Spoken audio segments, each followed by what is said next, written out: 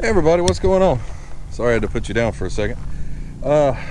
We are starting our trip today at where I did my short at not too long ago at the Townley rest stop.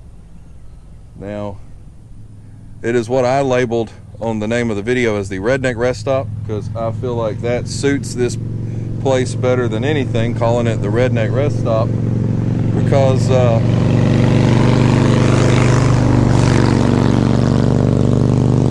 traffic, you gotta love it, right? Especially on these country roads. All right, so yeah, it's a beautiful little rest stop. Could you know, if you had to use the restroom, you know, it's right there for you. Beautiful. I'm not walking out there because God only knows what's in it. So I'm gonna do a little something different. I thought, hey, you know, normally I'm at the location where the video happens and, you know, we go do the thing and that's it. But I thought this time around, let's take a trip. Like, and if I could go anywhere, I could go, you know, across. I got to keep it, you know, close to home. But I thought, let's go to Dallas. Something about Dallas. I don't know why, but that was in my mind. And so I thought, hey, let's take a trip to Dallas. And so I'm going to film along the way. And we're just going to do like what I guess people like the vlogs, right? We're just going to film, see what we run into. And we're still going to do some of the same stuff that I normally do. But this time I'm going to try to film everything that goes with it. So if this is your first time here, hey, welcome. I hope you enjoy the videos. And if you do, please consider liking, subscribing, sharing, you know, doing all the things. And if this isn't your first time here, hey, I hope you enjoy what new things that we're going to find and what we're going to run into along the way. I got a couple of things wrote down that I want to stop and see along the way from here to Dallas.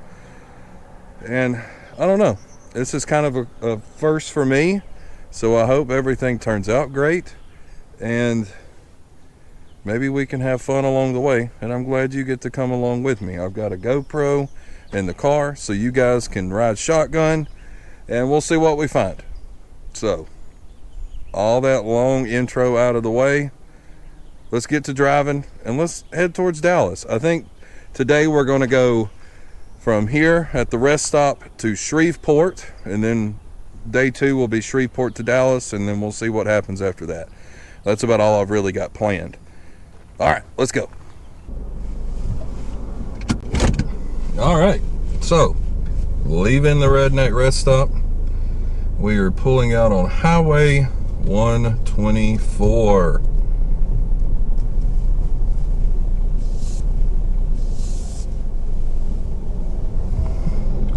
And it shows that there is a 1-lane road ahead.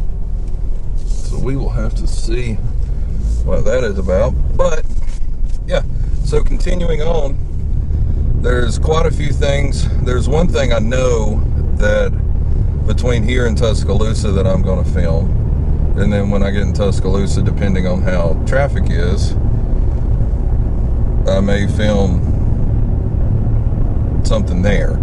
But if not, there's definitely a stop in Meridian I have to make that's going to go in this video. So yeah, now you guys will get to see what back roads in Alabama officially look like. If you're not from here, they probably look like most everywhere else. So we might have more trees, but I don't know what they're doing, but we're probably fixing to find out. So yeah, I thought, you know, we could have went anywhere, and for some reason I just thought about going to Dallas. I don't know why. It's just one of those things I saw and was like, yeah, that sounds fun. And I was going to go through Memphis, through Little Rock, and then go back and go into Dallas that way. But as I'm filming this, there's a lot of storms and stuff that's going through that area right now. And so I'm going to go hopefully below it. And then tomorrow, once we leave Shreveport, that's where all the bad stuff's going that day. So I hope I'm going to go around it, and then you know, we're not going to have to deal with any storms in this trip, because I don't really feel like driving through a tornado. But I tell you what, if you don't have a weather guy and you need somebody to watch to make you feel safe, on YouTube, Ryan Hall, y'all, that guy is really good. He has a bunch of spotters, and he knows how to do weather. Like, he's really good. I'm really impressed with how he handles it. The coverage is great. He makes it interesting. He keeps you involved. I envy him because he knows, like, he has this gift of talking where it just seems like he's always saying the right things, and there's never a dull moment.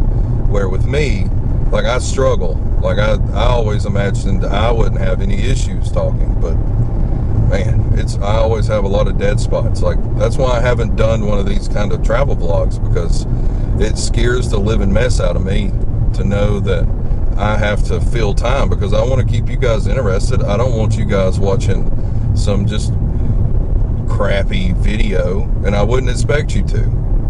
All right, so now we are leaving 124 and turning on 102, which heads towards Fayette, Alabama, but we're not going to make it that far. We're going to take 102 up towards Fayette, and then we're going to turn on Highway 13, which will drop us down into Northport, Alabama, which is just right above Tuscaloosa. And then, hopefully, before we even get to Tuscaloosa, that's where our first stop's going to be. All right, so it shows we've got 30 miles to Fayette. It's about 10 or 15 miles to get to our turn.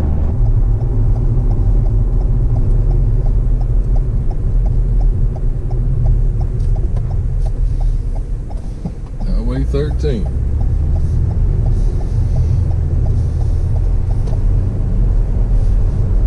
Our next stop should be pretty soon.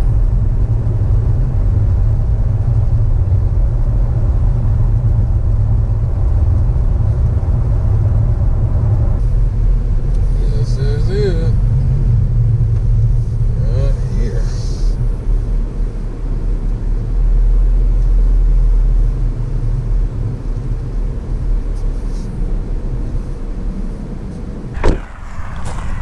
I thought we could stop here real quick. This could be a good starter for the vlog to Dallas. We're going to call it Patriotic Jesus. That's what it's called from what I saw. They have a little info box. I'm going to get some stuff. But yeah, here it is. Don't look at me. See? It's a bit tough to see. Here, let me turn that around.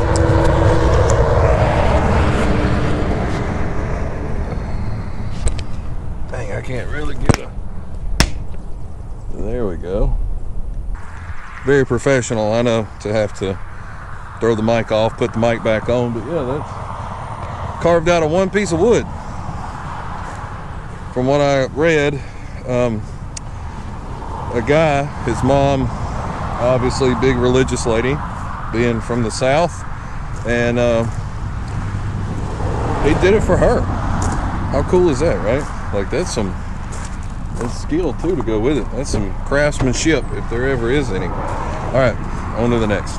All right, we're going south on 43, headed towards the University of Alabama. And I don't know if you know how it is in your parts of the world, but in Alabama, when you're born, it's almost a requirement on the birth certificate to pick whether you're an Alabama fan or that other school down in South Alabama. We're not going to say their name because they're like Beetlejuice. You say it enough, they show up.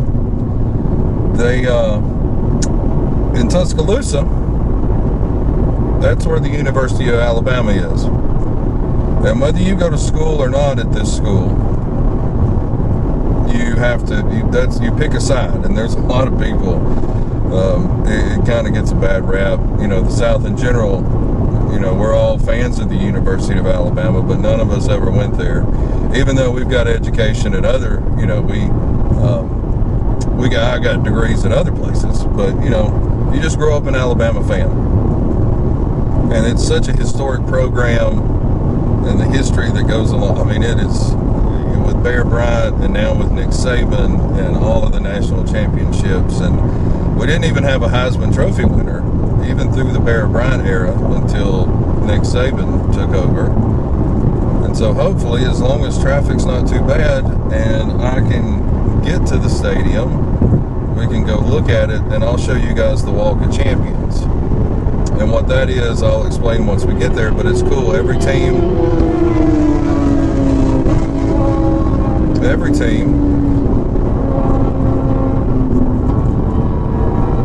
I'm glad y'all got to see that. So every team that either wins an SEC championship or a national championship, they get their plaque and stone. And so we'll go by and we'll check that out and see what it looks like. And I can show you guys that. And then once we come down here for game day, we can go to Denny Chimes, and that's where all the All-Americans or the team captains, normally those two go together. That's where the team captains put their feet and their handprints in stone. So that elephant that you see there was donated by the Yacht Club of Tuscaloosa.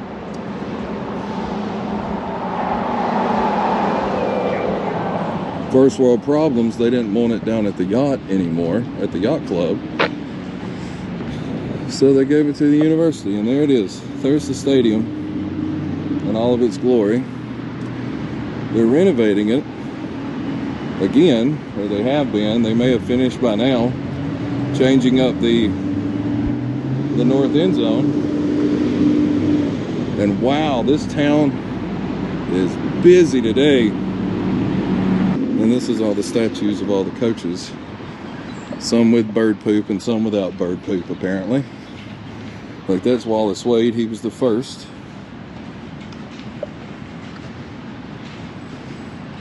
There's Frank Thomas.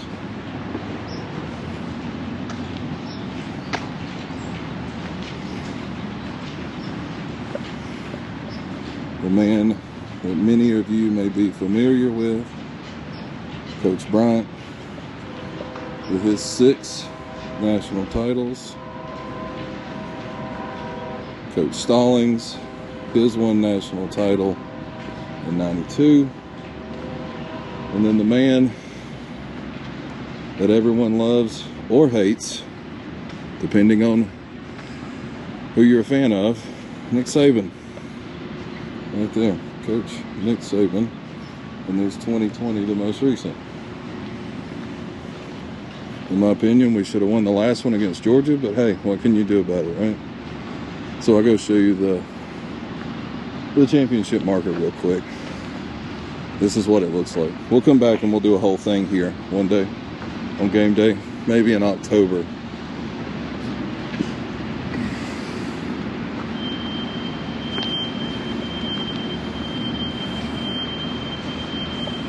So this is the 2020, what they do. The national champions, who the coach, the record, all the captains, the bowls, and then on this side, all the starters and the players are named to go along with it. On both sides. And your coaches. Your assistants.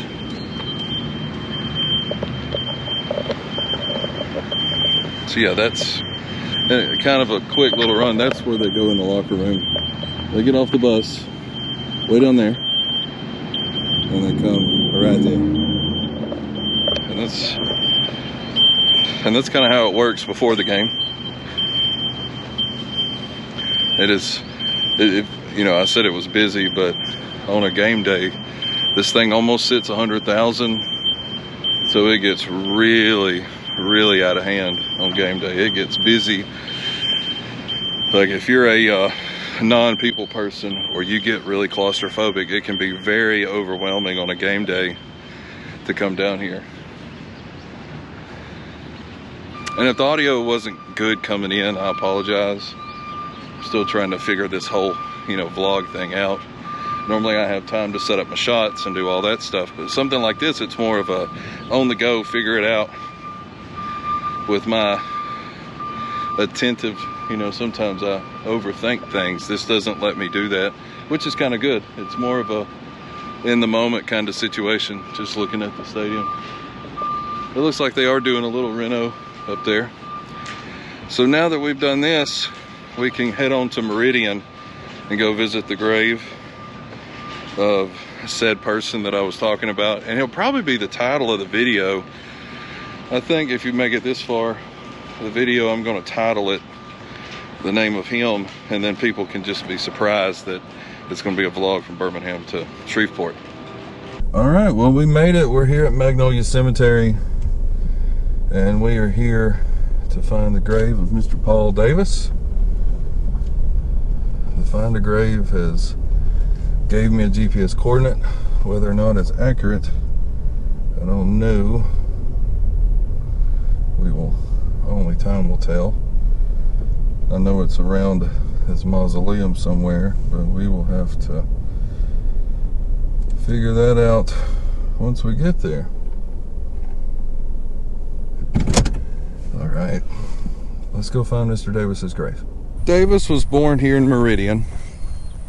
He was a member of the local group called the Six Soul Survivors around '66, and later in another group called the Endless Chain. His first album, A Little Bit of Paul Davis, was released in 1970. In '74, his third album, Ride 'em Cowboy, landed him his first top 40 single and peaked at number 23 in January of '75. Davis had his first American top 10 single with the ballad I Go Crazy, which after 30 weeks, it spent 30 weeks on the top 100 and peaked at number 7 in '78. The song in turn spent 40 weeks total, which at the time set the record for the most weeks on the chart.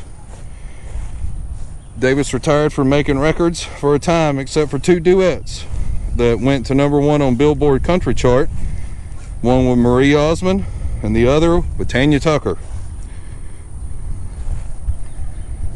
Davis survived a shooting in Nashville on July of '86 when he was leaving his hotel on Music Row with a female, when a man walked up, demanded his wallet, and shot him in the abdomen.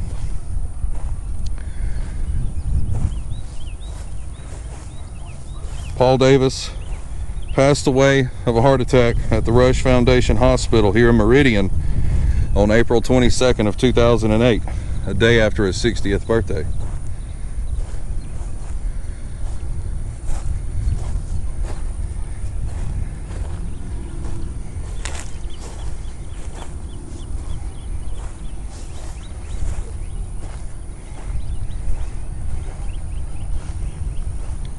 The irony that this man had the record for the top 100, and nobody really knows. I assume probably Michael Jackson or somebody like that beat him. There it is, Paul Davis, 2008. Very best pal forever, Whipper. So that's the grave of Paul Davis. Had I not known from a viewer suggestion, I would have not come and done this. So again, thank you so much. I'll put you up right here.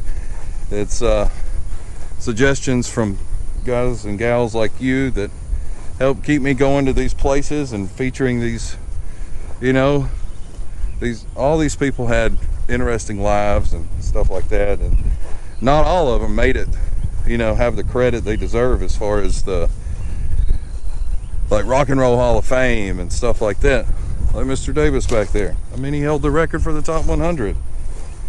I don't think I've ever heard about that talked, you know, on as far as like on these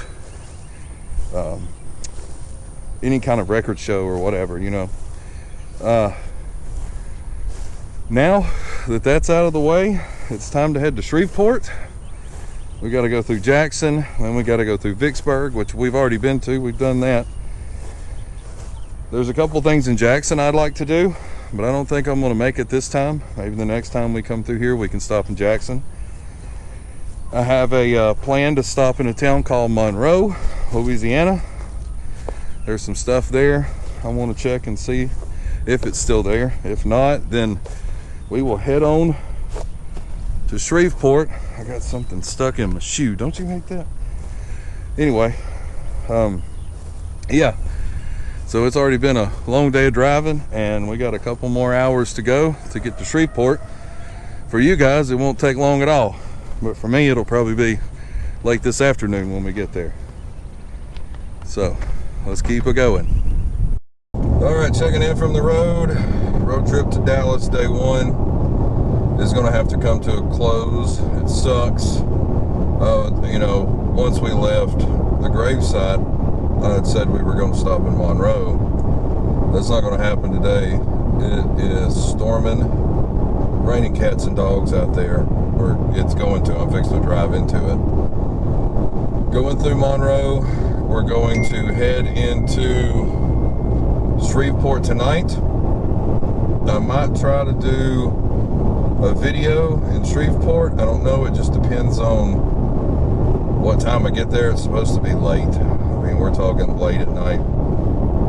But tomorrow we're going to get up and we're going to head to Dallas, and we're going to try to find some things to do, and who knows what we're going to run into. Y'all, this is why I said that I didn't want to stop in Monroe. This is 71 I-49 just off the map here. Under a tornado warning in a hotel room. Yay! That's exciting. As of right now, I don't know if you can see, but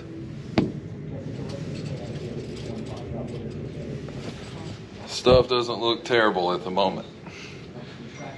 So fingers crossed that it stays a little south of us. Not a big fan of tornadoes, as I've lost a home in a tornado before in April of 2011. It is not fun to deal with that, and I feel for all those people. If it gets squirrely outside, I'll be sure to cut back in before bed, because I don't want you guys to miss out on something. But yeah, this is how the video is going to end today. And maybe day two, going to Dallas, is going to be a little bit more fun. Maybe it's not going to be as stormy. We only have to travel from Shreveport to Dallas. It's not going to be as far of a drive, and I got a couple of graves I want to go visit tomorrow, plus whatever else we can run into. So if this is all you see of the video, that means nothing crazy happened. And if the tornado is outside the window, I'll be the crazy YouTuber that vlogs it. But you know what? You never know what you're going to find on the back roads. I'll see you guys in the next one.